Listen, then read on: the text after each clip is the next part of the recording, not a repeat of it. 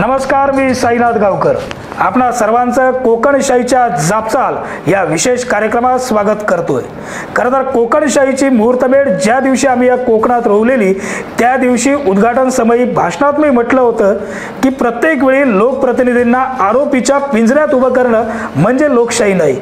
ज्या ठिकाणी माझा कोकणी माणूस चुकेल त्या ठिकाणी त्याला सुद्धा जाब विचारण्याची आणि त्याला समजावून सांगण्याची एक जबाबदारी प्रसार माध्यम म्हणून निश्चितच आमच्या कोकणशाहीवरती राहणार आहे, अशा पद्धतीचं मी भाषणात म्हटलं होतं। आताच्या घडीला रिफायनरीचा मुद्दा हा धगधगतोय, त्यामुळे आपल्या कोकणी माणसाला कुठेतरी या रिफायनरीच्या मुद्द्याबाबत समजावून सांगण्याची जबाबदारी एक जबाबदार प्रसार माध्यम म्हणून निश्चितच कोकणशाहीचे म्हणूनच कोकणशाहीचा हा विशेष कार्यक्रम जापसाल आज घेऊन आलो होतो।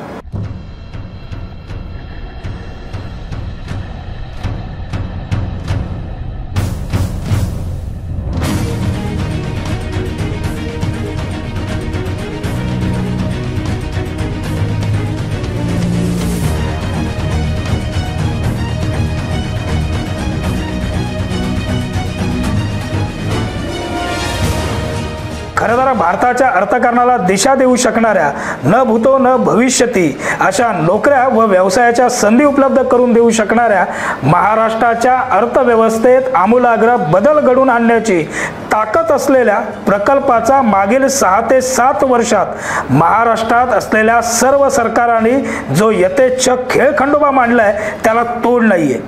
सरकारात असताना या प्रकल्पाबाबत तोंड देखील समर्थन करायचं आणि विरोधात गेल्यावर बेंबीच्या देठापासून विरोध करायचा असं दुटप्पी धोरण भाजप वगळता जवळपास सर्वच राजकीय पक्षांनी व त्यांच्या नेत्यांनी घेतलेलं दिसतंय। माझ्या माहितीनं 2016 साली जवळपास 60 मिलियन मेट्रिक टन एवढ्या क्षमतेचा 4 लाख कोटी इतकी प्रचंड महाकाय गुंतवणूक असणारा जगातील सर्वात मोठा प्रकल्प महाराष्ट्राच्या वाट्याला आला।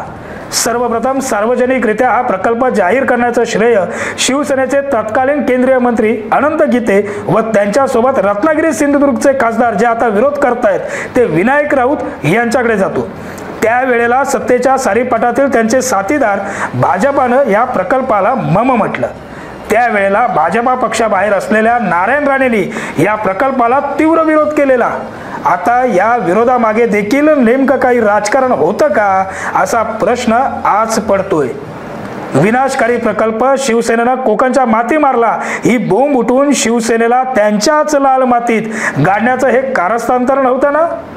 खरं तर हे राजकीय कारस्थान शिवसेनेनं त्यावेळी ओळखलं असावं, म्हणूनच त्यावेळेस सत्तेत राहून सत्ताधीशांच्या सर्वच धोरणांना विरोध या अगम्य कार्यपद्धतीत माहीर असलेल्या शिवसेनेनं या प्रकल्पाला देखील विरोध सुरू केला।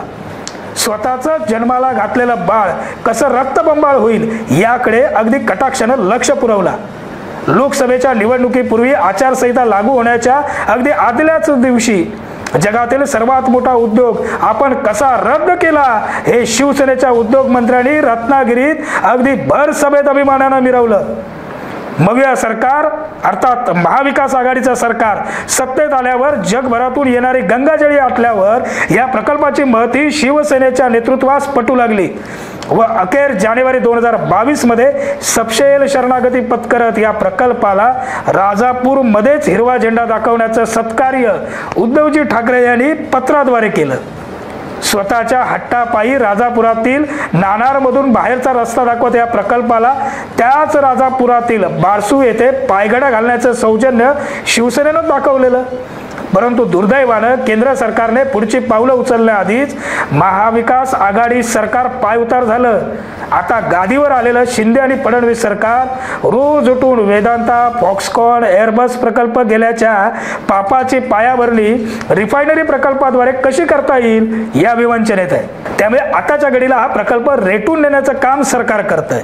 आता तर राज्याचे मुख्यमंत्री, उपमुख्यमंत्री, उद्योग मंत्री, त्या भागाचे आमदार राजन साळवी, नारायण राणे हे सर्वजण प्रकल्पाच्या समर्थनार्थ असताना मात्र दुसरीकडे त्या भागाचे खासदार विनायक राऊत मात्र या प्रकल्पाच्या विरोधात उभे आहेत। अहो राऊत साहेब, माझा एकच सवाल आहे तुम्हाला, आपण जर आज प्रकल्पाच्या विरोधात उभे आहात तर आपली सत्ता असताना माजी मुख्यमंत्री उद्धव ठाकरे यांनी केंद्र सरकारला या प्रकल्पाबाबत पत्र का पाठवलेलं? त्यावेळी तुम्ही तुमच्या वरिष्ठांना अर्थात ठाकरेंना का सांगू शकलात नाही हो की बाबा पत्र पाठवू नका? म्हणजे सत्तेत असताना एक भूमिका, सत्तेतून पाय उतार झाल्यावर दुसरी भूमिका. तुमच्या या सर्व बदलत्या भूमिकांमुळे ना कोकणचं नुकसान होतं हे सुद्धा तितकंच सत्य आहे. बरं राऊत साहेब, नको रिफायनरी आपल्या कोकणात. मग तुमच्याकडे दुसरा असा कोणता प्रकल्प आहे जो कोकणचा इतक्या वर्षाचा बॅकलॉग भरून काढेल? बरं जर आहे तुमच्याकडे एखादा वेगळा प्रकल्प, तर तो इतक्या वर्षात सत्यात का उतरला नाही? जनता सब जानते राऊत साहेब, तुम्ही चुकताय. तुमची राजकीय गणितं कोकणाला कित्येक वर्ष पुन्हा मागे घेऊन जात आहेत. हे का लक्षात येत नाही तुमच्या, की लक्षात आणायचं नाहीये तुम्हाला? हे सगळं सांगण्यामागचा माझा उद्देश इतकाच आहे की रिफायनरी प्रकल्पाचा खेळ खंडोबा करणारे दुसरे तिसरे कुणी नाही आहेत. आपणच निवडून दिलेले त्या वेळचं सरकार आहे हे निश्चित. रिफायनरी बाबत विचार करत असताना हा प्रकल्प वाईट कसा आहे याची माहिती सर्वात अगोदर जनतेपर्यंत पोहोचली. पण या प्रकल्पातून नेमका फायदा काय होणार आहे हे पोहोचवण्यामध्ये सरकारी यंत्रणा कमी पडली आहे, हे आत्मपरीक्षणातून सर्वांनीच मान्य केलं पाहिजे.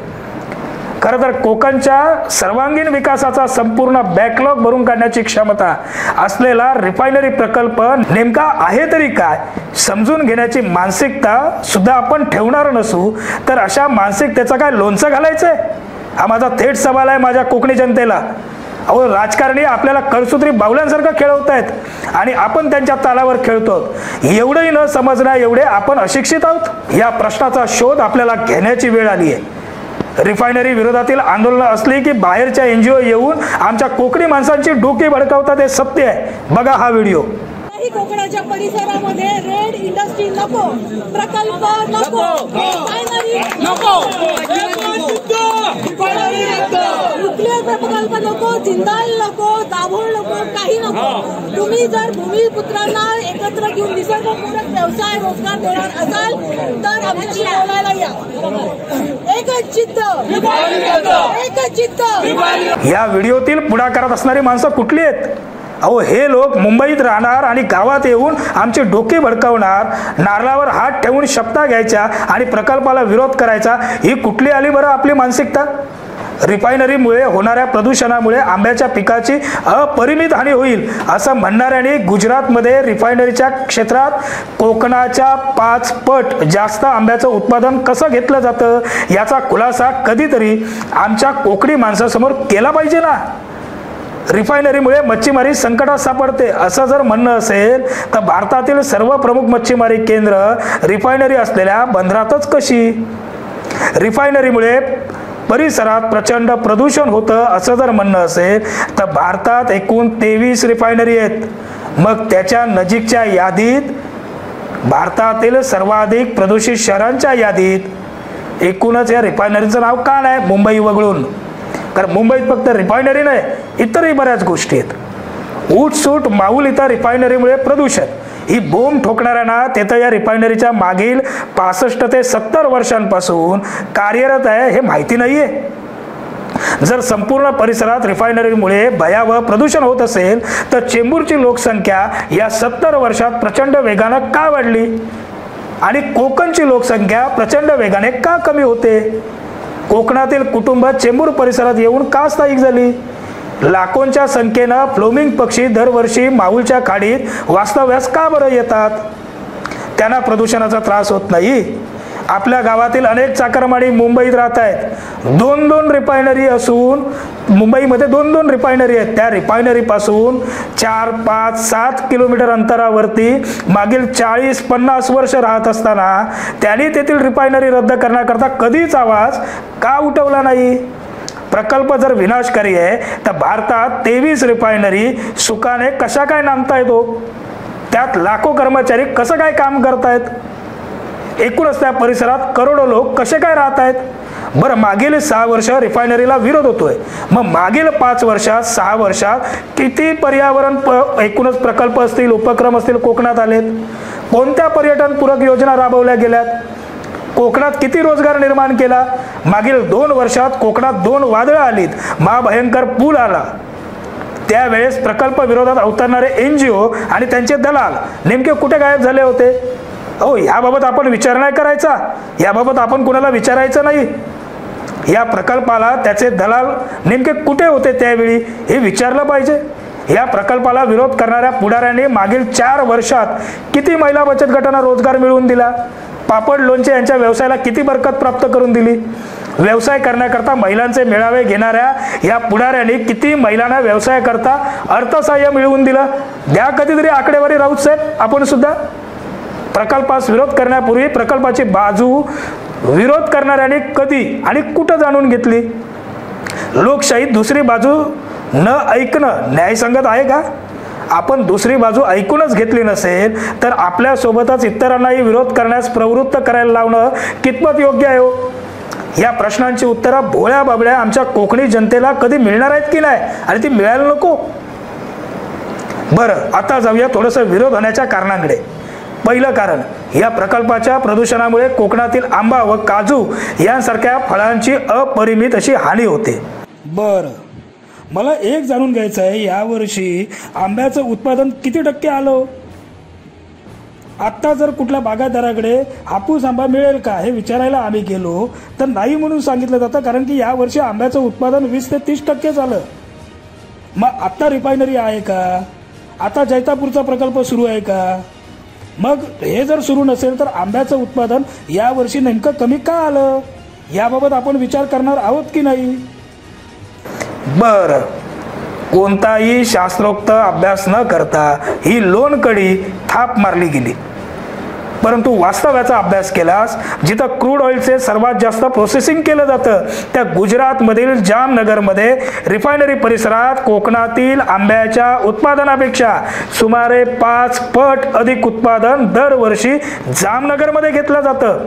हे सत्य आपण कधी जाणून घेणार नाही, हे सत्य आपण कधी तपासणार नाही. मासेमारीवर विपरीत परिणाम होईल. स्थानिक मच्छीमारांच्या होड्या जवळील समुद्रात व खाडीत प्रवेश करून दिला जाणार नाही. काय काय सांगितलं गेलं? समुद्रामध्ये टाकलेल्या पाईपलाईनमुळे मच्छीमारी करणाऱ्या होड्या तिथून ये जा करू शकणार नाहीत. सर्वप्रथम आपण हे पाहिलं पाहिजे, जिथं जिथं समुद्र किनारी रिफायनरी आहेत तिथं तिथं पाईपलाईन्स या समुद्राच्या तळाशी आहेत. त्यामुळे तेथील समुद्रात मच्छीमारांच्या नौकांना कोणताही अटकाव करण्यात आलेला नाही. जसं की मुंबईत 2 रिफायनरी आहेत, परंतु त्यांच्या आजूबाजूने असंख्य मच्छीमार आपल्या नौकांसह ये जा करत असतात. तसंच मुंबई बेटापासून घारापुरी, रेवस, करंजा, मांडवा अशा जेटीपर्यंत अव्याहतपर्यंत आजपर्यंत सुरू आहेत. नागरी वाहतूक देखील सुरू आहे. 2 रिफायनरी असलेल्या मुंबई बंदरातून आज देखील मोठ्या स्वरूपामध्ये मच्छीमारी व्यवसाय चालतोय. अशीच उदाहरणं जामनगर, कांडला, कोची, विशाखापट्टणम, हल्दिया, परदीप या समुद्रकिनारी वसलेल्या रिफायनरीच्या परिसरात देखील आहेत. अहो, आश्चर्याची गोष्ट म्हणजे भारतातील सर्वात मोठी मत्स्य उत्पादन केंद्र रिफायनरी असलेल्या बंदरातच कार्यान्वित आहेत. त्यामुळे हा आरोपाला वास्तवाला धरून आहे का, याबाबत सुद्धा आपण कुठेतरी विचार करण्याची, आत्मपरीक्षण करण्याची गरज आहे की नाही? नंतरचा प्रश्न येतो, असे मोठमोठे प्रकल्प आमच्या कोकणातच कसे आहेत? खरं तर याचं उत्तर, असे प्रकल्प कोकणात नाहीत म्हणूनच तर आणले जात आहेत ना.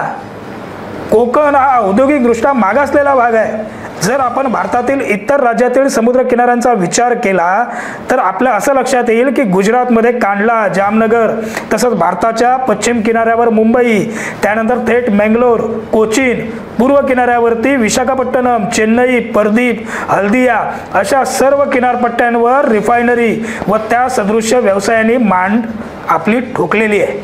कोचीन या सह्याद्री घाटातल्या शहराच्या अगदी जवळ भारत पेट्रोलियमची प्रचंड मोठी रिफायनरी निसर्ग सौंदर्याच्या मध्ये डौलानं उभी आहे.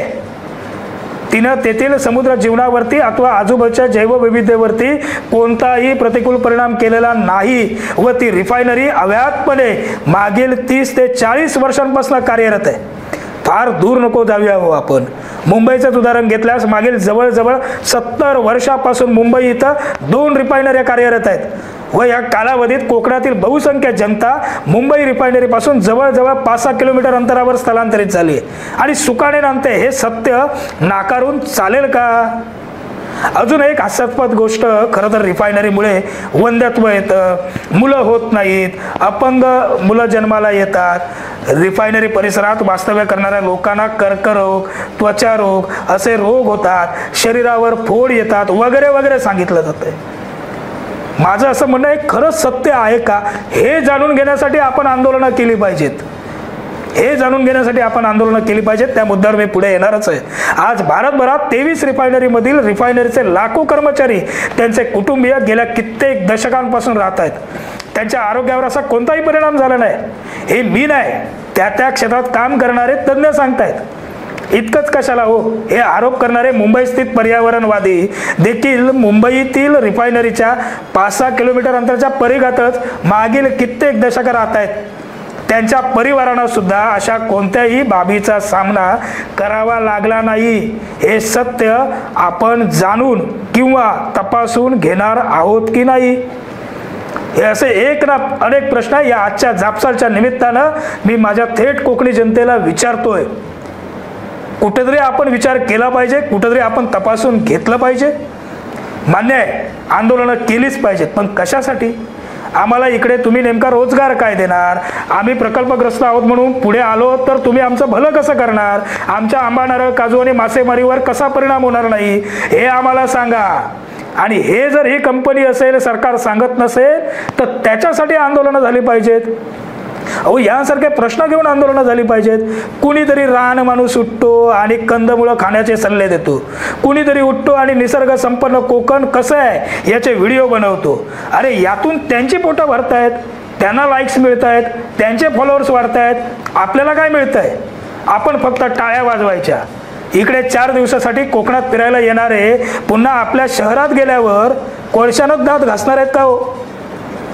आपल्या पत्नीला, सौभाग्यवतीला रोज मला चुलीवरचं जेवण बनवून घालायचं असं सांगणार आहेत का? बरं, यांनी कितीही सांगितलं तरी यांच्या सौभाग्यवती मुंबईत गेल्यानंतर किंवा शहराच्या ठिकाणी गेल्यानंतर चुलीवरती जेवण बनवून यांना घालणार आहेत का हो? त्या ठिकाणी गॅसच वापरणार ना. आपण विरोधासाठी पुढे येत असताना या सर्व गोष्टी कुठंतरी समजून घेणं, उमजून घेणं गरजेचं आहे. असो, या सर्व प्रश्नांची उत्तरं शोधायची कुणी, हा प्रश्नच मुळात तुमच्याकडे ठेवून आजच्या या एपिसोडला मी इथं स्वल्पविराम देतोय.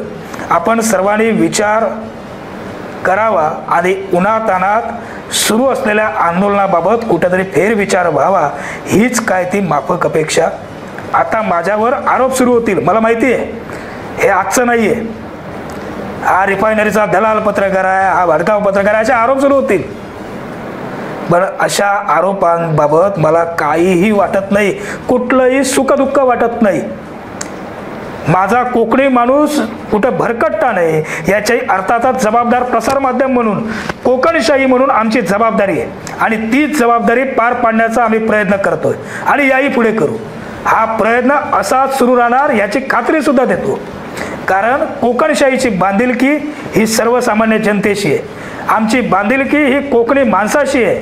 आमची बांधिलकी ही कोकणच्या समृद्धतेशी आहे. त्यामुळे आमचे हे प्रयत्न याही पुढील काळात सुरू राहतील एवढंच सांगतो आणि या जापसालच्या विशेष कार्यक्रमात इथंच थांबतो. धन्यवाद. असे नवनवीन व्हिडिओ पाहण्यासाठी कोकणशाहीचं YouTube चॅनल सबस्क्राईब करा व बेल बटन प्रेस करा. तसेच फेसबुक पेज लाईक करा आणि इंस्टाग्राम पेज व ट्विटर पेजला फॉलो करायला विसरू नका.